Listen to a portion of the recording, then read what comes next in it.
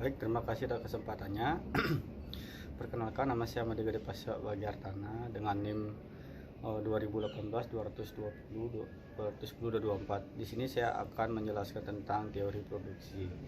Teori produksi merupakan pembelajaran mengenai suatu proses ekonomi untuk mengubah faktor-faktor produksi atau input menjadi hasil produksi atau output. Nah, faktor produksi ini adalah semua hal yang digunakan perusahaan untuk menciptakan produk atau layanan yang bertujuan untuk mendapatkan keuntungan bagi perusahaan.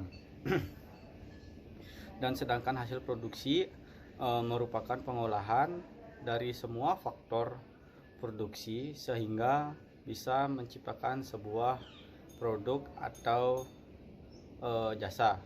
Contoh, ketika kita membuat sebuah kue, kita akan membutuhkan berbagai bahan untuk membuat produksi kue tersebut, dimulai dari tepung, gula, dan berbagai bahan-bahan lainnya. Dan selanjutnya kita akan mengolah semua bahan-bahan tersebut supaya bisa mendapatkan sebuah output berupa kue yang nantinya apakah kita langsung makan sendiri ataupun kita bisa perjual belikan. Selanjutnya saya akan menjelaskan tentang organisasi produksi. Produksi merujuk pada perubahan bentuk berbagai input atau sumber daya yang menjadi output berupa barang dan jasa. Input adalah berbagai sumber daya yang digunakan dalam memproduksi barang dan jasa. Agar produksi ini bisa terorganisasi dengan baik, input diklasifikasikan ke dalam tenaga kerja, modal, dan tanah atau sumber daya alam. Sedangkan kategori yang luas ini juga mencakup input dasar yang mempunyai variasi beragam. Input tetap adalah input yang tidak dapat berubah dengan mudah dalam periode waktu tertentu. Nah, input variabel adalah input yang dapat divariasikan atau diubah secara mudah dan cepat. Periode waktu di mana paling tidak ada satu input tetap disebut dengan periode jangka pendek. Sementara periode waktu di mana seluruh input adalah variabel disebut dengan periode jangka panjang. Baik, selanjutnya saya akan menjelaskan tentang fungsi produksi. Seperti halnya teori permintaan yang berfokus pada konsep fungsi permintaan, teori produksi juga bergerak pada sekitar konsep fungsi produksi. Suatu produksi adalah persamaan atau tabel atau grafik yang menunjukkan atau output komoditas maksimum perusahaan yang bisa diproduksi pada setiap periode waktu dengan kombinasi input. Satuan input maupun output diukur dalam satuan fisik. Untuk menyederhanakan, kita asumsikan di sini bahwa suatu perusahaan memproduksi hanya satu jenis output saja dengan dua input. Misalnya itu tenaga kerja atau labor atau disingkat L, dan modal kapital atau disingkat K. Sehingga persamaan umum untuk fungsi produksi sederhananya adalah Q sama dengan F kurung L, K, yang dimana Q adalah output produksi, L tenaga kerja atau labor, dan K adalah modal kapital. Baik, sekian presentasi dari saya. Terima kasih. Terima kasih atas kesempatannya. Perkenalkan, nama saya Francisca Meli Sukmawati dengan NIM 2018-210240. Di sini saya akan melanjutkan presentasi dari rekan saya. Yang selanjutnya ada fungsi produksi dengan satu input variabel. Yang pertama itu ada produk total, rata-rata, dan marginal. Dengan menjaga kuantitas salah satu input konstan dan mengubah kuantitas input lain yang digunakan, kita akan dapat menurunkan produk total dari input variabel dengan rumus TP sama dengan V sama dengan F kali L. Dari schedule produk total kita dapat menurunkan schedule produk marginal dan produk rata-rata dari input variabel produk marginal dari tenaga kerja atau MPL adalah perubahan dalam produk total atau tambahan output akibat perubahan per unit tenaga kerja yang digunakan, dengan rumus MPL sama dengan delta TP dibagi delta L. Sementara produk rata-rata atau average product AP dari tenaga kerja APL sama dengan produk total dibagi dengan kuantitas yang digunakan dengan rumus APL TP dibagi L. Produksi atau elastisitas output dari tenaga kerja atau IL. Elastis output mengukur persentase perubahan output dibagi dengan persentase perubahan pada jumlah tenaga kerja yang digunakan, sehingga rumusnya adalah EL sama dengan MPL dibagi APL. Panel yang paling atas menunjukkan kurva produk total dari tenaga kerja. TP tertinggi terletak pada 4L dan 5L. Panel yang paling bawah menunjukkan kurva produk marginal dan rata-rata dari tenaga kerja MPL diplot di tengah-tengah antara unit tenaga kerja berurutan yang digunakan. Kurva MPL meningkat sampai 1,L dan kemudian menurun menjadi negatif setelah melewati 4,5L. Kurva tertinggi antara 2L dan 3L. Dengan waktu tenaga kerja yang dibagi secara kontinu, kita mempunyai kurva TP, MP, dan AP yang halus. Kurva MPL yang merupakan kemiringan dari garis singgung terhadap kurva TP naik sehingga dengan titik G menjadi 0 pada titik J, dan setelahnya negatif.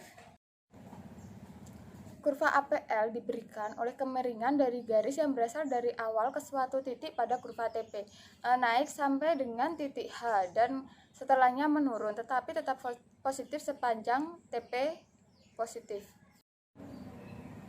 Tahap 1 produksi untuk tenaga kerja berhubungan dengan bagian kurva APL yang menarik.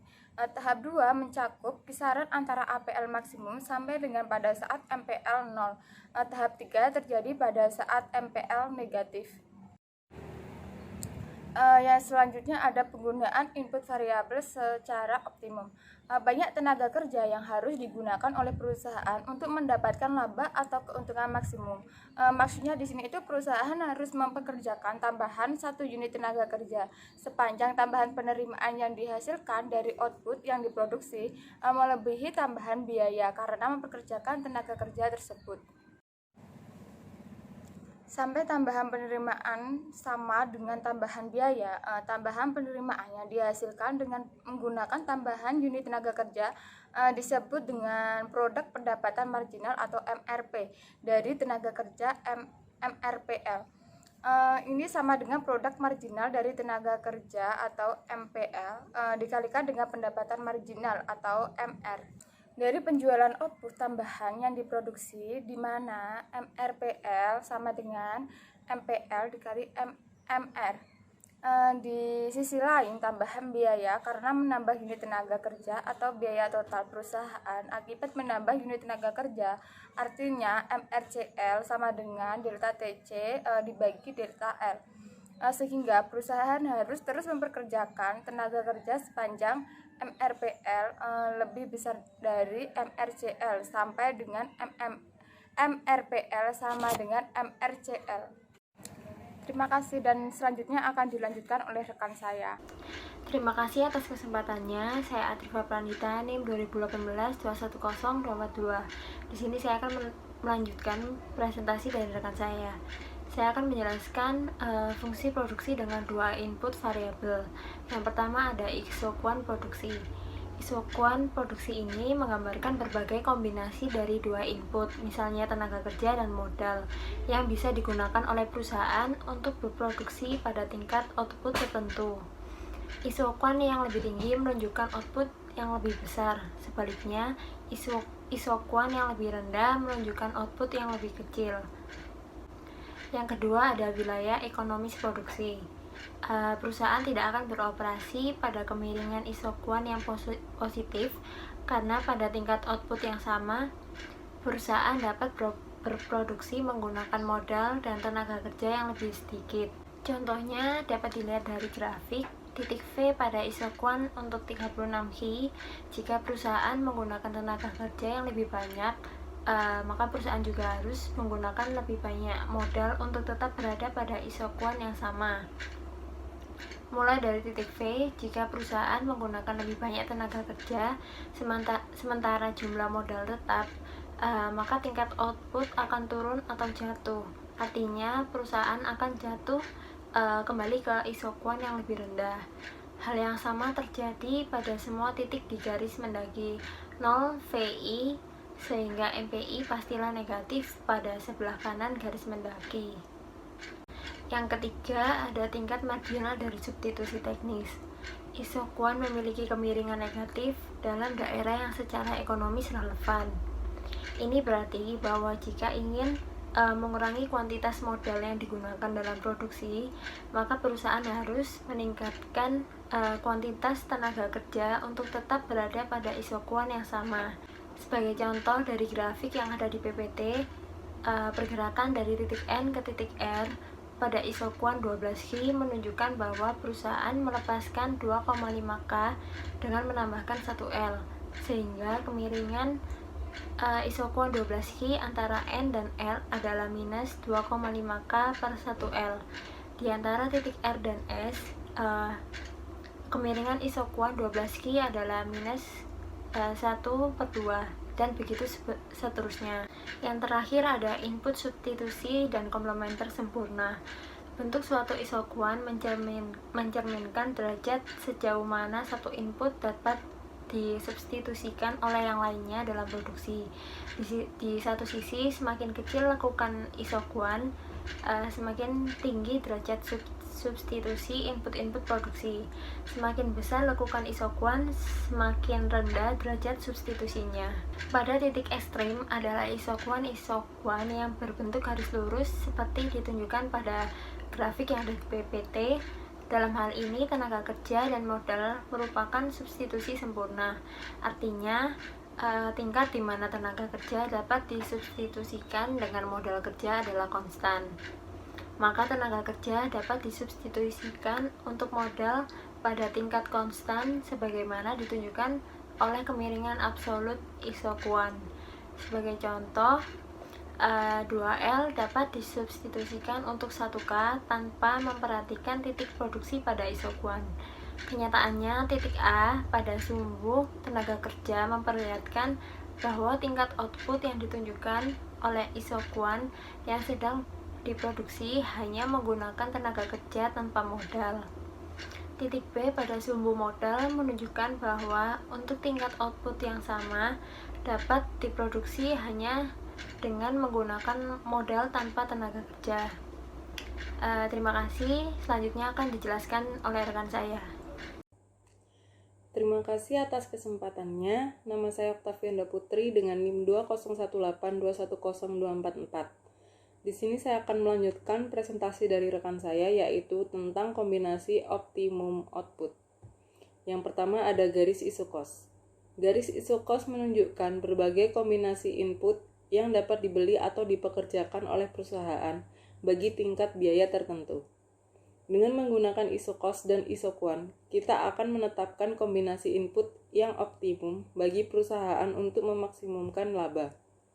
Misalkan, perusahaan hanya menggunakan tenaga kerja dan modal dalam produksi, maka biaya total perusahaan tersebut dapat representasikan oleh C sama dengan WL plus RK, di mana C sama dengan biaya total, W sama dengan upaya tenaga kerja, L sama dengan kuantitas tenaga kerja yang digunakan, R harga sewa modal, dan K sama dengan kuantitas modal yang digunakan.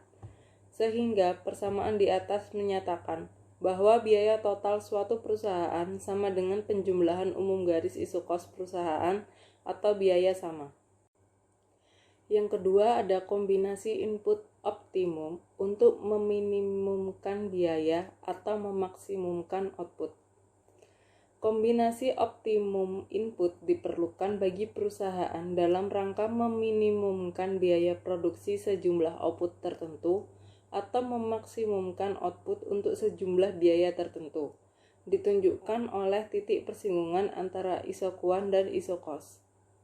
Dengan kombinasi input yang optimum atau yaitu pada titik persinggungan antara isokuan dan garis isokos, kemiringan atau absolut isokuan atau tingkat marginal dari substitusi teknis tenaga kerja untuk modal sama dengan kemiringan isokos atau rasio dari harga input. karena MTRS sama dengan MPL dibagi MPK. Kita dapat menuliskan kembali kondisi untuk kombinasi input yang optimum sebagai berikut, di mana MPL dibagi MPK sama dengan W dibagi R. Dengan perkalian silang, kita memperoleh MPL per W sama dengan MPK per R. Ini mengindikasikan bahwa meminimumkan biaya produksi atau untuk memaksimumkan output dengan tingkat biaya tertentu.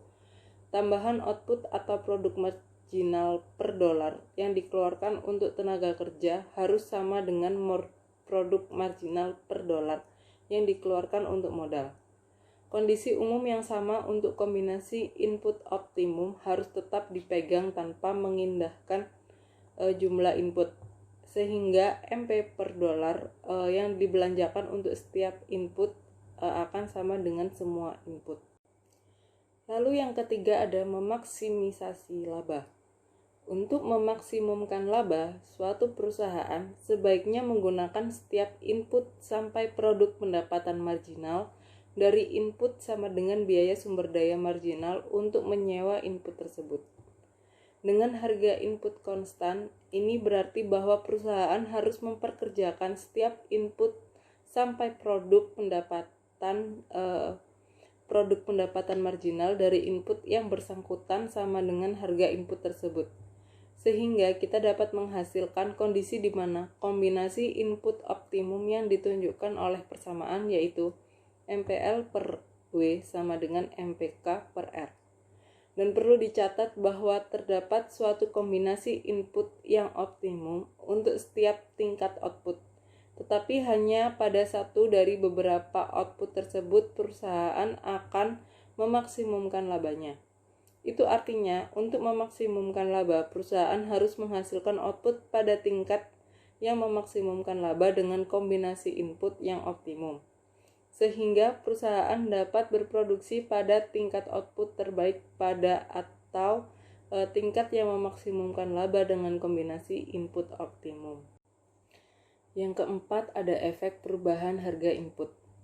Mulai dari suatu kombinasi input yang optimum, jika harga suatu input menurun, perusahaan akan mengganti atau mensubstitusi input yang lebih murah dengan input-input lain dalam suatu produksi untuk mencapai suatu kombinasi input optimum yang baru. Sebagai contoh, pada gambar di bawah memperlihatkan bahwa C sama dengan $100 dan W sama dengan R sama dengan $10.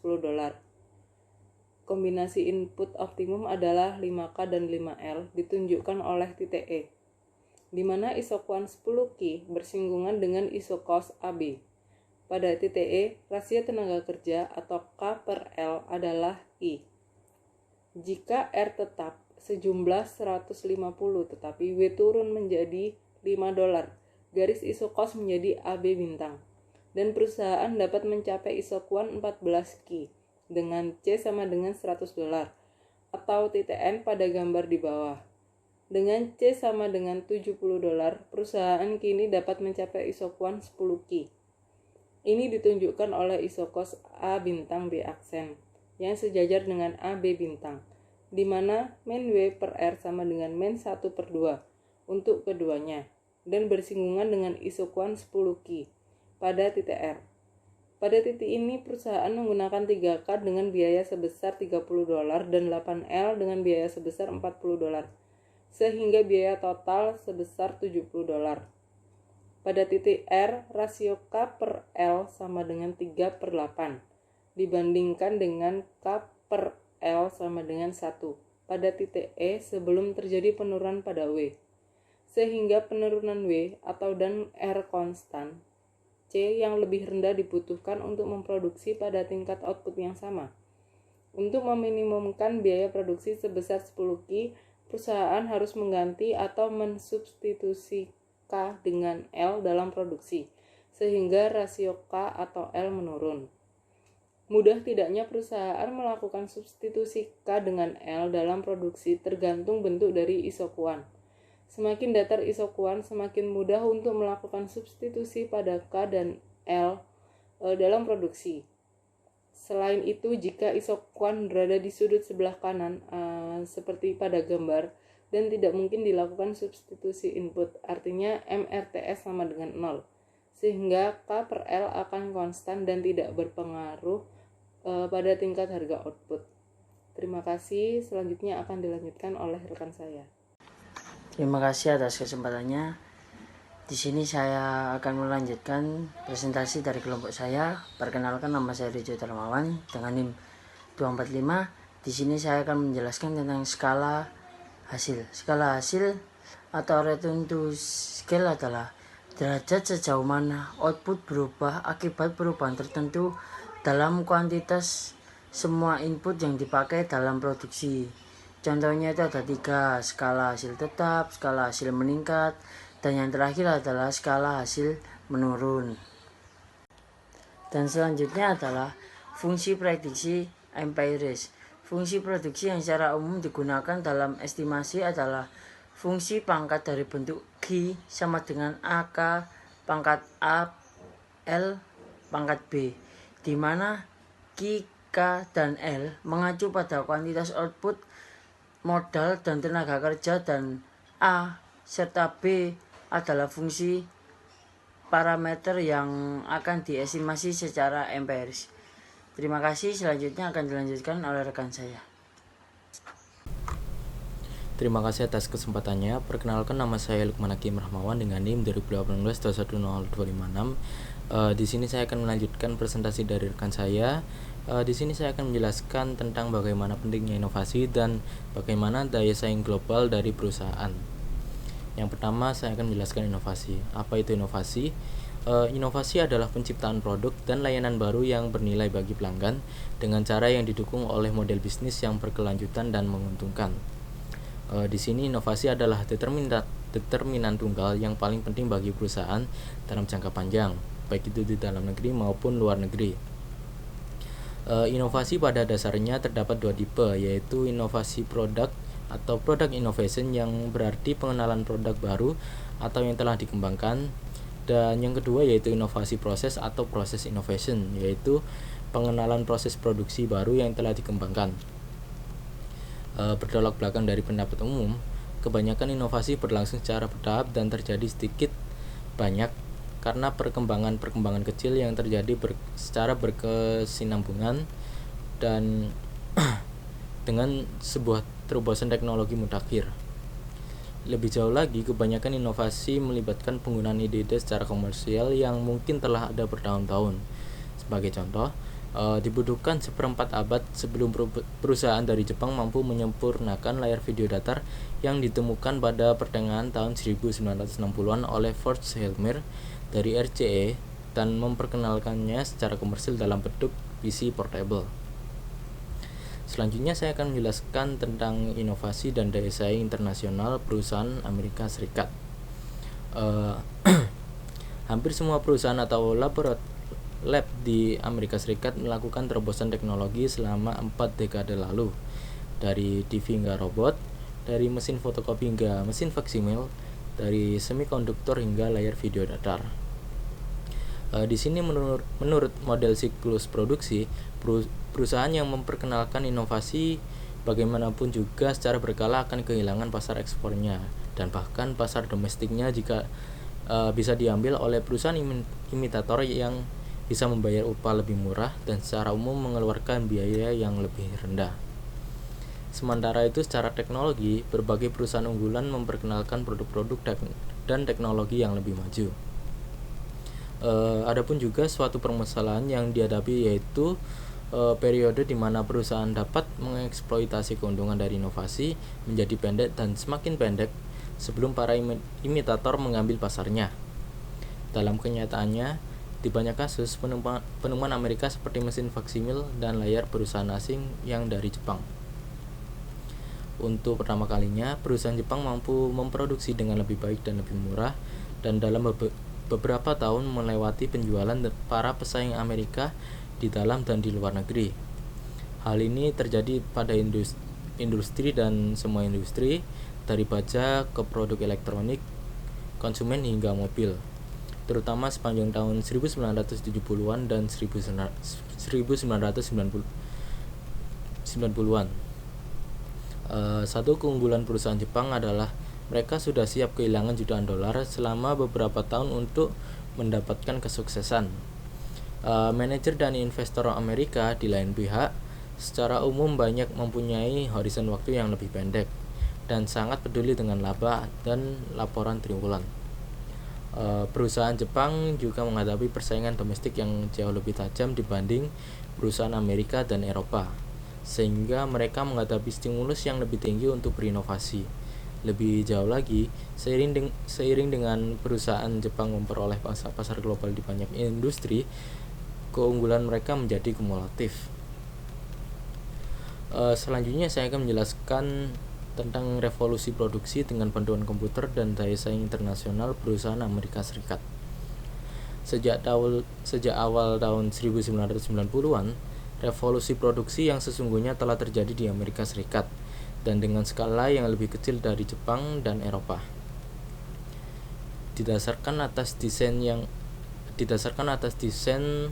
dengan bantuan komputer dan produksi jaringan bantuan komputer yang mengingatkan produktivitas secara tajam dan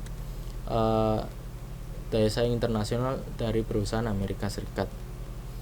Desain dengan bantuan komputer memungkinkan para teknisi penelitian dan pengembangan untuk mendesain produk atau komponen komputer atau teknologi terkini, melakukan eksperimen secara cepat dengan desain alternatif, dan menguji keandalannya pada semua komputer.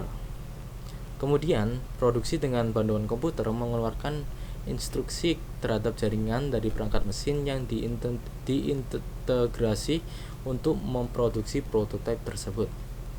Sekian yang bisa saya jelaskan. Terima kasih.